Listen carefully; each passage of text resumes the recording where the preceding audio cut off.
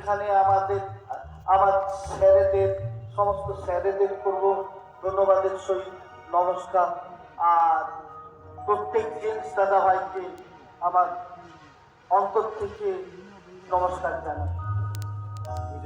তো সবার জীবনে যেমন পরমেশ্বর পিতা সাক্ষী করেছেন, তো আমার জীবনে পরমেশ্বর পিতা, আমি যখন প্রথম 4 বছর আগে আমি আসি, তো পরমেশ্বর পিতা আমাকে এতটাই মহিমা করেছিলেন পরমেশ্বর পিতা সেখান থেকে। তো আমার প্রথম আমাকে কি করেছিলেন না, আমাকে একটা কুকুরে তিনবার কামড়িয়েছিলেন। তো সেখান থেকে আমি যখন ম্যামকে ফোন করি, ম্যামকে যখন জানাই, ম্যাম বলছে তোমার কিচ্ছু হবে না।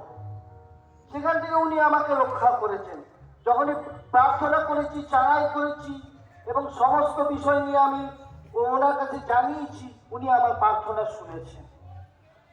তো আর দ্বিতীয় সাক্ষী আরেকটা, তো আমার জীবনে আরো যে দুবার, একবার কালচিতি আমি হাতে করে নিচে করছি, সরু চিতি সাপ, সেখানে আমাকে কামড়িয়েছে, যে সাপ কামড়ালে মানুষ বাঁচে না, সেখান থেকে আমাকে পরমেশ্বর পিতা আমাকে রক্ষা করেছে।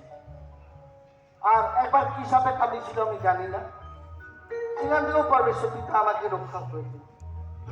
আর আমার জীবনে আরেকটা বড় জিনিস, সব থেকে জানি না আমার কোথায় কি ভুল আছে, আমি এখনো বুঝতে পারছি না। পরমেশ্বর পিতার কাছে তো প্রার্থনা রাখছি, তো পরমেশ্বর পিতা আমাকে অলরেডি আংশিক দৃষ্টি দিয়ে দিয়েছে পরমেশ্বর পিতা।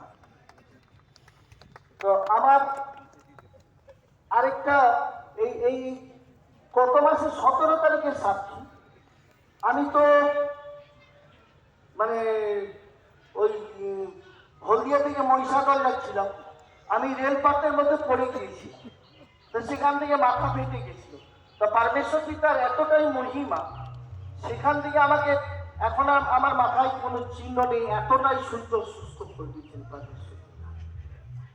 তো সকলকে আবারও ধন্যবাদ জানিয়ে আমি আমার অনুষ্ঠান শুরু করছি।